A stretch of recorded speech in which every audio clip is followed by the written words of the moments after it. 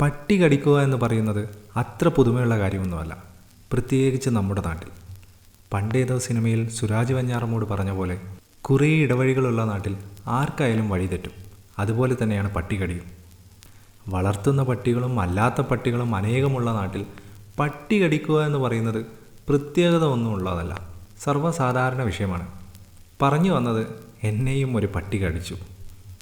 ഈ മധ്യ തിരുവിതാംകൂർ തൊട്ടങ്ങ് തെക്കോട്ട് പട്ടി എന്നത് നായയുടെ പര്യായ പദമാണ്. ആണിനെ ആൺപട്ടി എന്നും പെണ്ണിനെ പെൺപട്ടി എന്നും അഭിസംബോധന ചെയ്യുന്നു.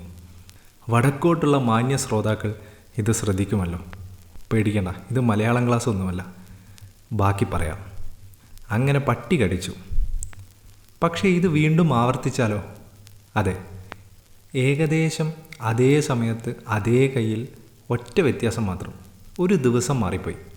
അതായത് മുമ്പ് കടിച്ച് ഒരു വർഷം കഴിഞ്ഞ് പിറ്റേ ദിവസം. എല്ലാം കൃത്യമായിരുന്നിട്ടും എവിടെയാകും ആ നായിൻ്റെ മോന് പിഴച്ചത്?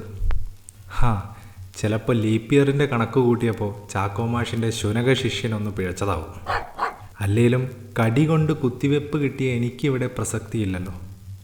ഒപ്പം ഒരു വാൽക്കഷ്ണം എഴുത്തുകാരൻ ചേർക്കുന്നുണ്ട്. ആദ്യം കടി കിട്ടിയപ്പോൾ അമ്മയുടെ ഡയലോഗ് അവൻ കൊച്ചല്ലേടാ എന്നായിരുന്നു. ആര്? ഈ പറഞ്ഞ പട്ടി.